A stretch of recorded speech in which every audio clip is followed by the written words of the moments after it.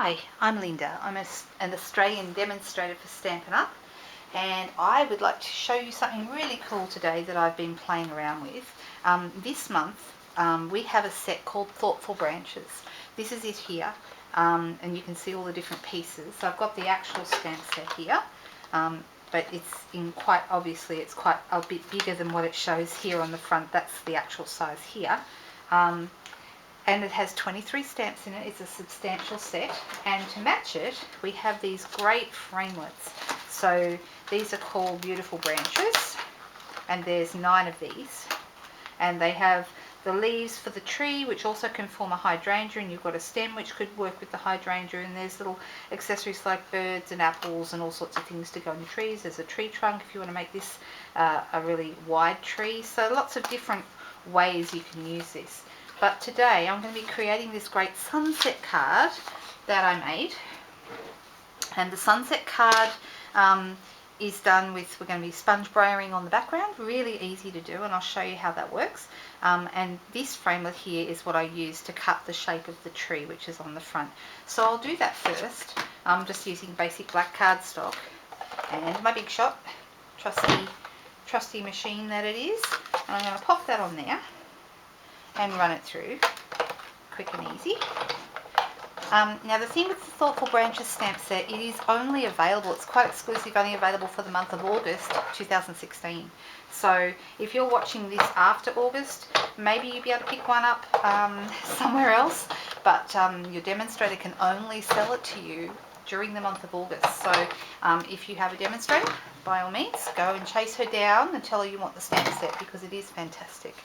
Alright, so I've cut this out, just lift that off. Okay, here's my shape. Now I use this fabulous thing, which is the die brush, and it comes with the foam pad. You just run that over your shape. No matter how intricate it is, it will actually do a fantastic job of immediately pushing out all those little pieces from the middle, saving you having to sit there and poke them all out. Fantastic investment. These are great. I love mine. I use it constantly. Okay, so pop that away. Alright, so this is actually really very simple, this card.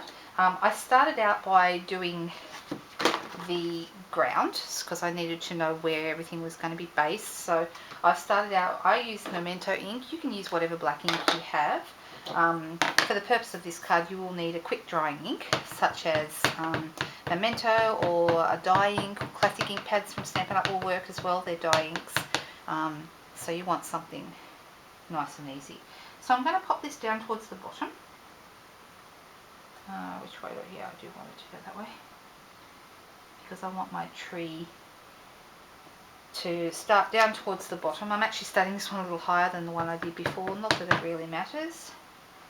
And because these are photopolymer, it makes them really easy to place, so I can see exactly where I want them to go.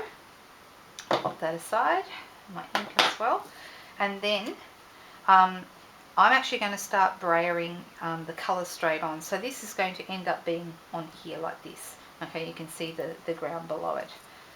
So what we'll do now, I've already gone ahead of time and actually stamped exactly the same shape onto a piece of paper and then cut along the line.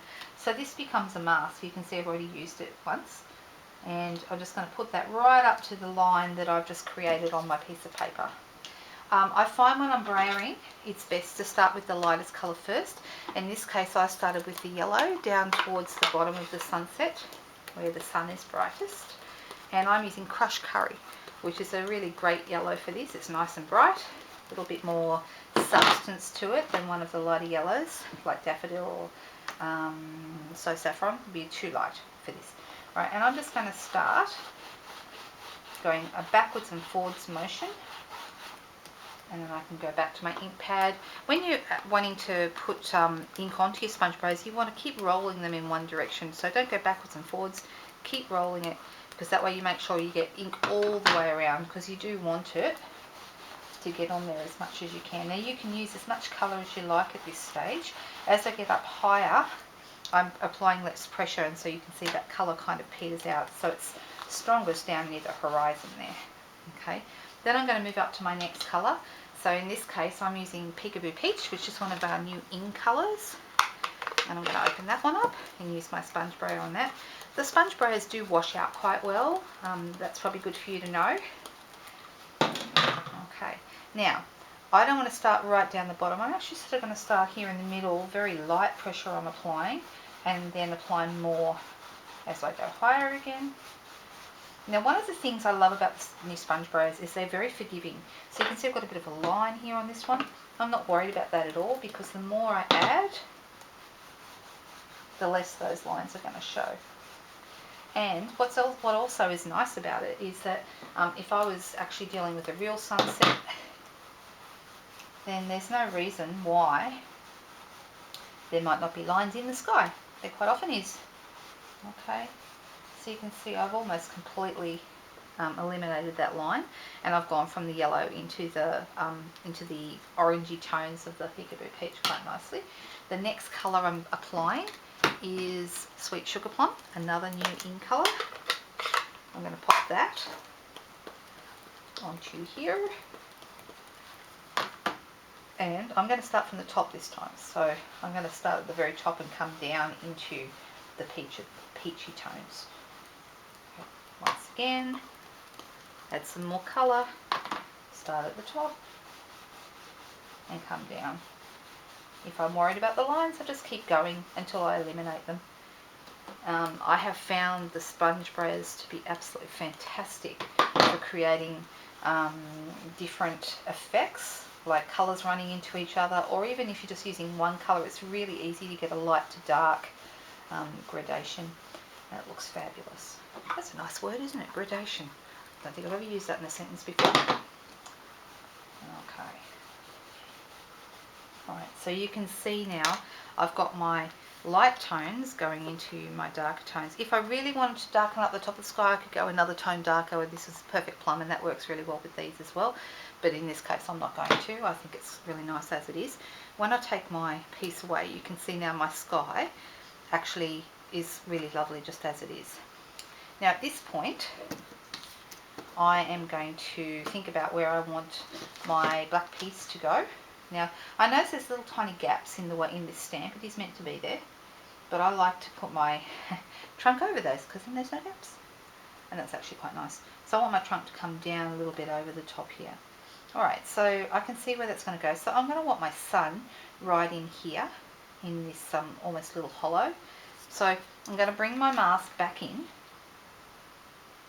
and I'm using the Starburst shape out of the Kinda Eclectic stamp set. This one's been around for a couple of years, but I've used this a lot, this Starburst. I've used it to create candlelight, I've used it to create sun, I've used it for lots of things. It just looks lovely. And I'm using crushed curry because I actually want to go with the yellow, and when I apply it in a stamp like this, it's going to be darker slightly than the colour that I bray it on. Now I'm going to move my mask down ever so slightly so I don't get a lot of gap between where I stamp and the mask itself. And I want my sun to be sort of half on and half off.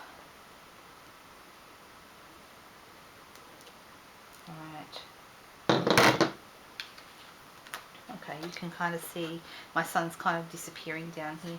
Now if I wanted to, what I could do is I could get a sponge brayer and fill in that sun a little bit more if I wanted to go all the way down to the sky, the horizon, which is probably not a bad idea. But I don't have a spare sponge dauber with me at the moment, but yeah, I would probably fill in that little bit there. I do have a sponge dauber in black, so I'm actually going to do that next. You could fill this in with markers or however you want to do it. I quite like the soft effect of the sponge brayer, the sponge dauber, because I still want these lines to show a little bit. So I actually started to colour up from the bottom, and I just applied the ink straight from the memento pad on the dauber, and I'm just bringing my colour all the way across because I want my foreground to be like a silhouette. And you can see that if you just apply it in a circle, like round and round, it actually applies the colour pretty evenly. And actually it's nice if it's not completely even anyway. When you get up towards the top here, up to you how close you go. If you want it to be all the way to the horizon and you want it to be strong colour, I would probably get a marker and do the edge. But I actually quite like having a slightly lighter amount, or a slight bit of, I guess, lighter colour right near the horizon line, because it actually looks like the sun is hitting the tops of the hills as it's going down. But you can keep working on this, as you can probably see, until you're happy with the effect. And just keep on. So you get the idea anyway. Alright, at this point I would go back with my tree. If I can find it. It was right here in front of me. Oh look, there it is, messing around with the other tree. Alright, so I'm just going to, I would then grab a bit of snail and snail that straight on, right here. If you go over, like I did on my original one, if you go over, just trim off the excess, like grab a pair of scissors and trim off the excess under here. Now, as for getting these little bits of trees, I actually use this stamp from the Thoughtful Branches set. It's this one here with the 3 little trees.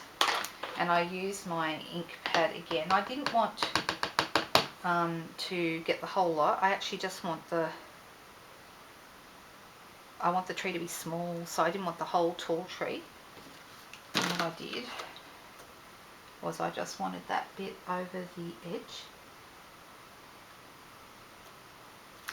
So I just got like a little tree here in the background, and then I did that again.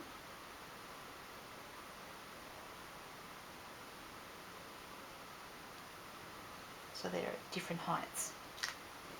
You can see I've got now a couple of trees appearing here at the side, like a silhouette of the side of my picture. Okay, back to here. Put this here. The last thing I did was I added a sentiment. In this case I used For You, which is also from the Thoughtful Branches set. I really like it because of the font being so nice. And I'm just going to pop that in the corner.